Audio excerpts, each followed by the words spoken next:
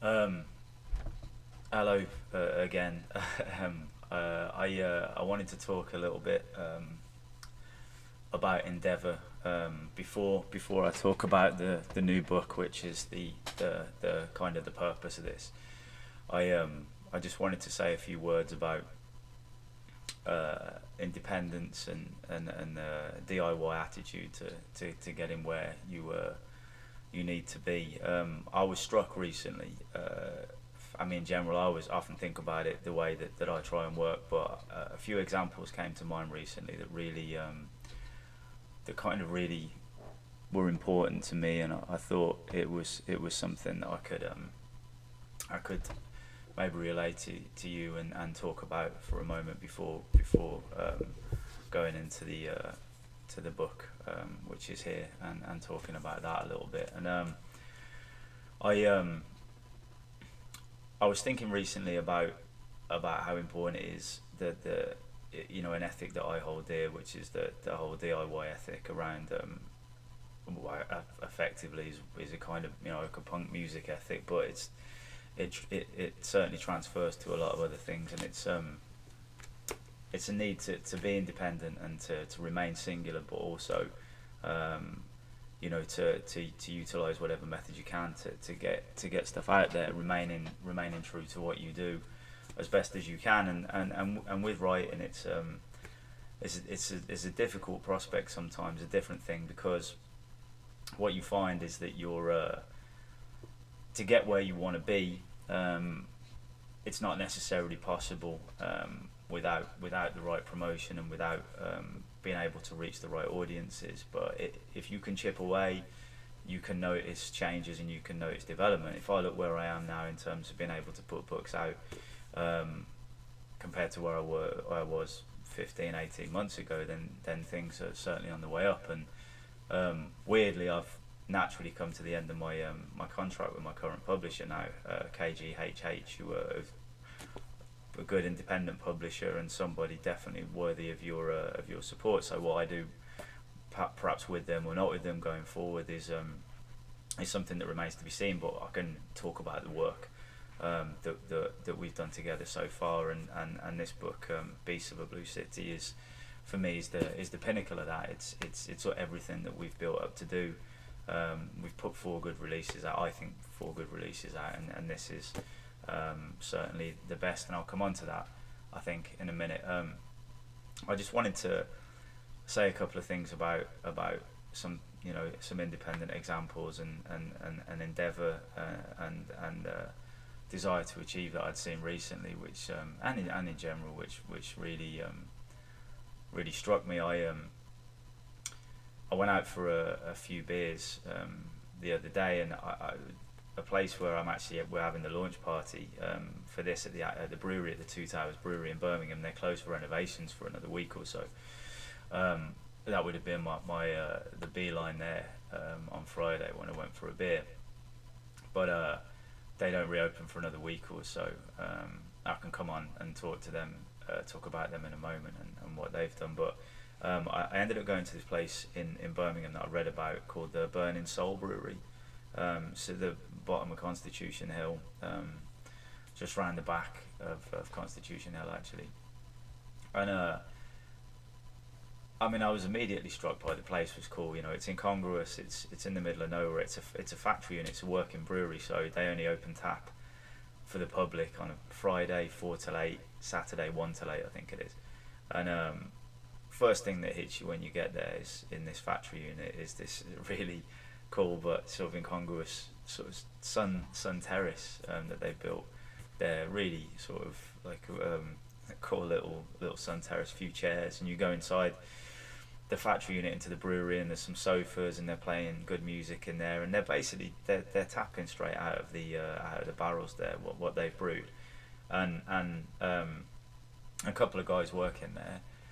A few people there. We were there quite early, so a few people there having a drink. And the first thing that hits you is these beers are amazing. I think they got like 7 or 8, I think, beers on.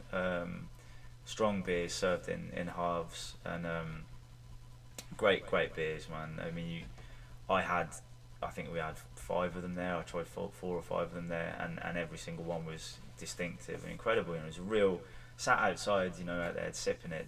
There was real workmanship in this. I mean, like real quality. This isn't mass production. This isn't, you know, like you can get in writing and Hollywood, and you can get that in beers and food, of course. And this isn't a chain restaurant, chain bar bullshit, mass production, you know, machine style kind of conveyor belt crap. This was a real workmanship to this. This was distinctive, not like anything else I'd have drank, but immediately enjoyable straight away. And it was a great experience sat there. And then the 2 guys, they came out and they were having a beer, so we were chatting with them, and it soon became apparent these guys run, you know, this is their business. They run it.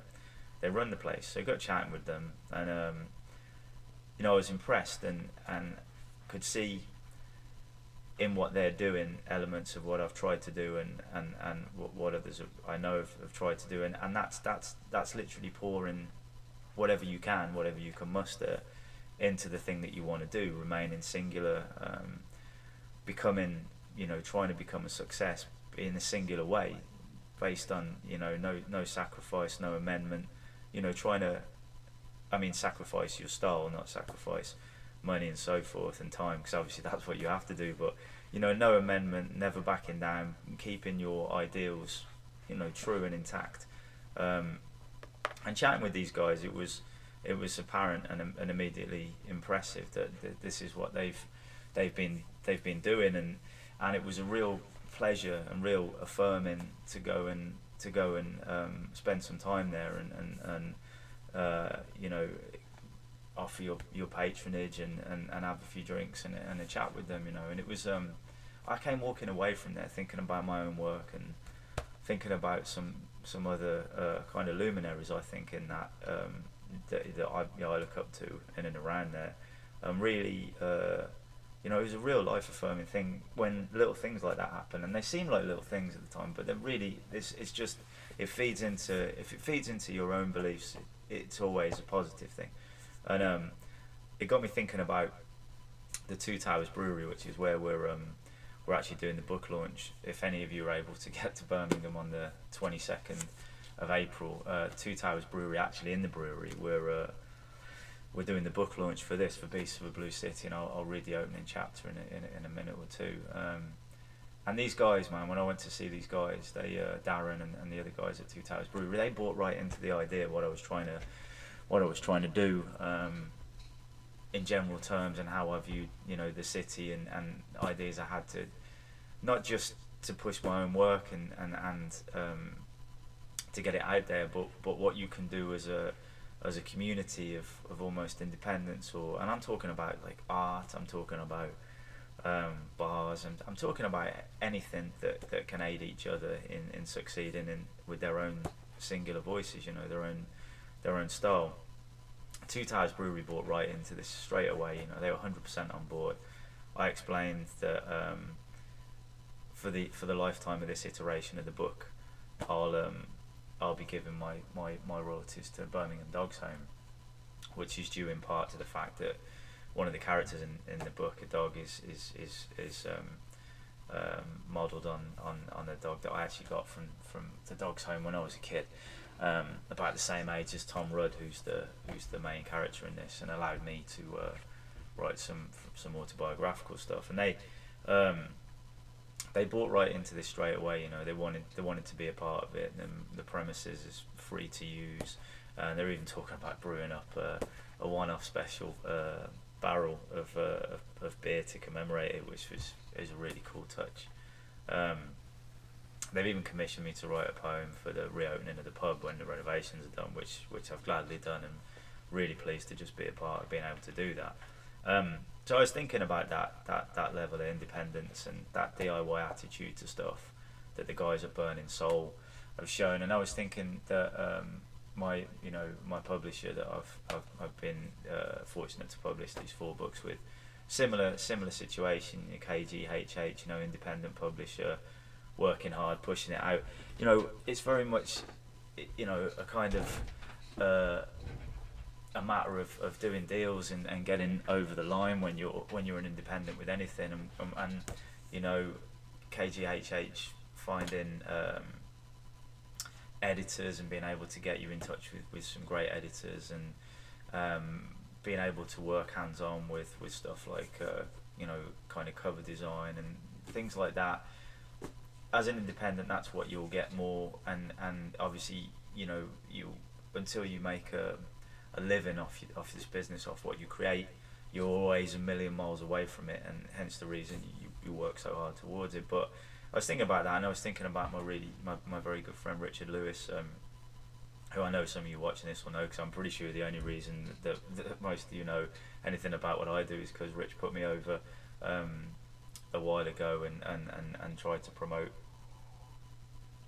my work, and it was fantastic. You know, he did me a great service, and we've been friends for a long time now. I actually think we've been friends for nearly 20 years, I think, which is I'm sure he's as disbelieving of that as I am. But yeah, it's nearly 20 years, and I think about Rich quite a bit when I'm sometimes when I hit like a real wall with this stuff, when I'm getting pissed off and I'm writing and I'm putting things out and I'm getting nowhere, and I'm thinking, you know, fuck it does drain your motivation a little bit when you kind of have that constant, you know, banging your head against a wall, to use a real trite term, but it is true. You are kind of trapped sometimes with that. But I think about Rich, and I think about he and I held up in rooms in each other's kind of properties, you know, stay at flats and houses, and we'd be sat there and be drinking and sharing a bottle of scotch and scheming about you know, what we're going to do, you know, and I'm going to push this out and I'm going to do that, and you know, what Rich has achieved now with the E-League stuff, and you know, is fantastic. But what impresses me is that he's remained you know, a singular voice, that he sticks to the stuff that he believes, what he wants to say, you know, and that gives him well-deserved complimentary stuff. And obviously the other side of it, where people are kind of bickering, and I know on social media and stuff, people are so much more inclined to start giving each other shit because it's social media, and people can launch into an argument while they're taking a dump at work, and it's, you know, it's that kind of banal, really. But some people will do that, and it, you know, it's just the nature of stuff. It's easy to argue and get in people's face now. And I would just, you know, I'm always impressed by the fact that Rich has he's stuck to his own guns, his own beliefs, and you know, and that's singular. You know, it's a singular voice. It's unique, which is a great thing, which is what you believe you are. And you know, I believe it with my writing, and I think you know, when I was at the Burning Soul Brewery the other night, those guys, what they're doing is unique, you know, and they're sticking to it, and it's impressive, you know. And so with Rich and with those guys, and with anybody watching this and paying, you know, giving me 15-20 minutes of their day, which, you know, for me, I know how hard it is to give 15-20 minutes of my day to anything, really. So for anyone taking the time to watch this, and certainly anyone taking the time to buy any of my books, or to pick them up, or to shoplift them, I don't care how you get them, you know. If you want to shoplift them, if you want to burglarize them, I'm not advocating burglary, but if you want to take them, however you get them, Jesus, you know, just the fact that you take the time to read them, it means the world to me. And I know to other people who work at what they want to do, however they can, it similarly means the world to them also. So thank you very much for this and for your time. And I thought, I'm minded that, you know, recording a video where you're just reading in a book might come across as somewhat laborious for people to look at. So I figured what I'd do is just give you a little brief rundown of the book, and then read you like the opening kind of chapter. I write in really short chapters, you know, 3-4 pages. I like to keep it snappy where possible. But Of all the books I've put out so far, with KGHH, we did The Master's Marionettes, which was a novel I had a lot of fun with. It's kind of a left field sort of, I don't know, like Dirty Dennis Wheatley or something. It's it's a good fun kind of bit of an adventure, with some real odd characters in that I had a blast with. We put the collection of short stories out, Screaming Blue City Murder, which I think a lot more of these videos are going to hark upon, because I figure a good format would be to do a short on a theme, maybe chat about it, read it out, and then I got some ideas around you guys either hitting me up on Twitter or probably actually Twitter is probably best, and giving me maybe like a name and a situation. And what I figured I could do is knock up a 500 word story or something, read it out on the show that follows, and then post to whoever came up with the idea, the original typescript of what I've done, which, if you're taking the time to watch the videos and you're enjoying them, then I guess is something that I'd hope that you would like. So I figure I could do that, but we did a book of poems as well, which is here, which is a Spaghetti Junction of the Mind, which I was really pleased to see this out. I never thought I'd ever get a book of poetry in print, so that was a blast. But Screaming Blue City Murder, the shorts, Masters Marionettes, Spaghetti Junction of the Mind, been fantastic to put out. Beasts of a Blue City is what's out now, and for me, it's the best thing I've done so far. It gave me an opportunity to talk autobiographically about growing up in the kind of inner city in Birmingham, in the red light district. Hence the subjects around the working girls down there, and it gave me an opportunity to talk about some autobiographical stuff, but not most of it is exaggerated in there. It's ultimately a book of fiction, and even though there's characters based in reality, I got to talk about stuff which I love, which for me is the idea of kind of monsters and things that could be lurking out in the inner city, and the vacant lots, which I think I'm becoming as obsessed with as Ballard became with car parks. But I think vacant lots and abandoned spaces and stuff, man, that kind of stuff, in an inner city, man, it just leads to so much possibility for macabre doings and nefarious acts, but amusing stuff too. And so in doing this and having autobiographical content, it also meant I was able to kind of refer to things that meant a lot to me back in the past. And one of them was a dog that we have for a while, that we got from the dog's home, who'd been working at a scrapyard. He's a pit bull, but he's only about 18 months old, and he'd been working, just kept outside at a scrapyard, and two real sort of like wretched skinheads were actually taking him to the dog's home. They were going to get him put to sleep, because they were moving away, and they figured that he wouldn't, he was not going to be a pet, because he'd never even slept in the house, right? So we ended up, my dad and I, we ended up taking him, and he is something special. So he kind of got into the book, and in the book his name's Mac, and I wanted, in thinking about that, to be able to do something important, and so I figure for the iteration of this book, I give all of my royalties for every copy sold to Birmingham Dogs Home. So as much as I'm motivated by the need to make a living off my writing and to get to where I need to be, in being able to give something to someone like Birmingham Dogs Home, who do an incredible job under extremely difficult circumstances, it actually motivates me more, and I'm really hoping that what we can do is make this book successful and get some money out to a very well deserving cause at the same time. And obviously, for me it's brilliant to be able to get my work out there. The more recognised it is, the more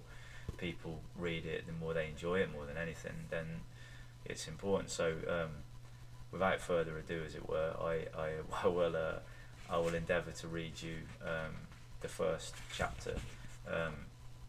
It's short, and the book opens with I guess if I give it a bit of context, that the one of the main protagonists is Tom Rudd, who's a 14-year-old boy who lives on a road called Mary Street, which is a real road in Birmingham and was part of the red light district, and in fact where I lived, with my brother and my dad and the dog that's called Mac in this, for a time. And the book opens with one of the prostitutes finishing a job and finding something in an alleyway that gives cause to concern, and then the book balloons and another character, a homeless guy, who in Birmingham we've got a real issue with homelessness, and our city's just not doing enough to take care of this, and that fed heavily into the book when I was starting to write it and penciling it, putting it together, and the homeless character Chrissy, he witnesses this attack in the catacombs when he's sleeping rough one night, and by a twist of fate him and Tom come together, and they basically try and investigate and find out if they can discover who the beast is. You know, Tom's a real obsessive of horror movies, and Chrissy's seen it with his own eyes, so him and Tom and Mac, they head out looking to see if they can find the beast. And I don't want to give anything away, but what they find is a lot more harrowing than what they expected to. So I'll read you the first chapter, which is very short, and starts off with the prostitute in question, whose name is a name I'm happy, probably one of the best names for me that I've ever come up with, and that's Two Stroke Maggie. Make of that what you will. So here we go. Two Stroke Maggie found the body. Stepping from the car of a most recent punter, his silhouetted cheeks blowing outwards with sexual exertion, Maggie stood and rearranged her leopard print skirt as the vehicle pulled soundlessly away. She watched as it turned from the alley near to Hallam Street and predictably waited for the headlights to ignite as it reached the main drag of Mary Street. Maggie flicked the used rubber into the abstract shapes of alleyway darkness, and as she lit her cigarette, Maggie was immediately aware of a ripe and gamey stink. Braver than usual, with hits from the Spar brand vodka in her matching leopard print leather bag, she decided to saunter down the alley a little further and identify the source of the hanging smell. Anything to break up the carnal monotony of a regular trade. Dead cat, she thought. Pigeon maybe. Lights from the council homes of Park Avenue gave the further end of the alleyway a strange, dirty golden hue. It was still very dark, but somehow the tips of the alley's mute crows and cragged fence tops were illuminated, much in the same way that a high moon creates fins of rolling waves on deserted nighttime beaches far away. She was heading the right way. The odour grew to a degree that forced a scowl from Maggie's rouge-splattered face. She turned her gloss-red lips downwards as she came towards a heaving mess pressed tightly against the bulbous shimmer of bin bags. Dragging deeply on her cigarette, Maggie peered down and used the hissing tip of her smoke to get a better view. Her first thoughts, with some air of strange disappointment, was that the gamey tableau she made out with a fierce squint was in fact just another case of one of the workers from Khan's Butchers dumping the day's post-sacrificial leftovers as far from the shop as possible. Maggie came across such a band of meat quite often, especially in the pull-ins around Borsall Heath Park when she was working.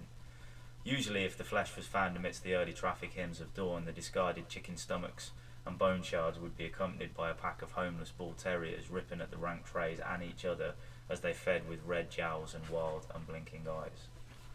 Maggie was about to recede to the hush of her lamplit corner when she noticed the wristwatch, its broken face staring at her blindly. A cast-off watch was no sign of macabre undertakings, as a rule, usually just something flung downward after a mugging, when the thief realised that his dreams of Rolex high times were nothing more than some tragic high street apology barely able to keep an accurate hour. But this was different. As Maggie traced the watch with thin analytical eyes, she saw clearly that the cheap timepiece was still connected to a wrist. Maggie didn't scream. She saved that phony noise for the regulars. No, Maggie recoiled a little, and reaching for her lighter with shaped, lustrous nails, she shone the light down towards the torn portrait below. Above the watch, turned back slightly with a deep gash, was a tattoo of a Celtic cross. The work faded over pronounced veins. The blueness of the ink under the glare of her shimmering lighter seemed more vivid than any tattoo she'd ever seen, projected as it was from such pallid flesh. As Maggie dragged the dancing flame further upward, she saw that the arm was only attached to the naked trunk by what seemed like thin, spoiled laces.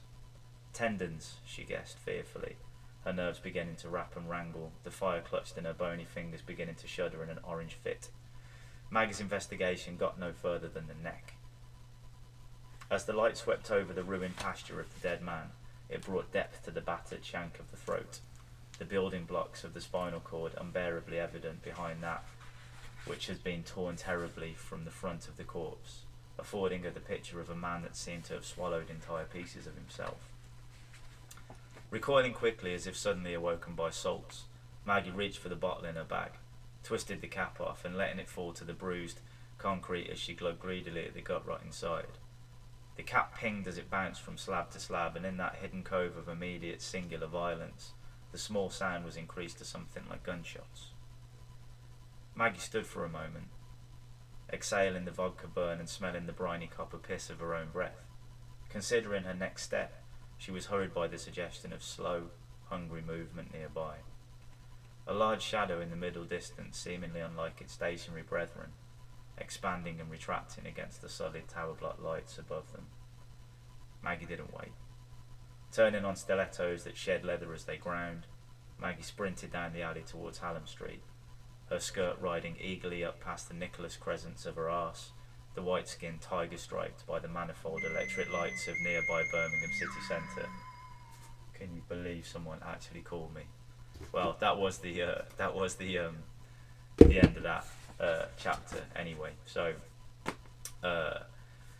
Beasts of a Blue City is out now, and I'm thinking that I'm probably going to maybe try and, I don't know, serialise the books a little bit. Maybe I'm trying to think about what I could kind of do with that, but I'm thinking that I might try and serialise them and read maybe 3 or 4 chapters at a time in 20-minute blocks.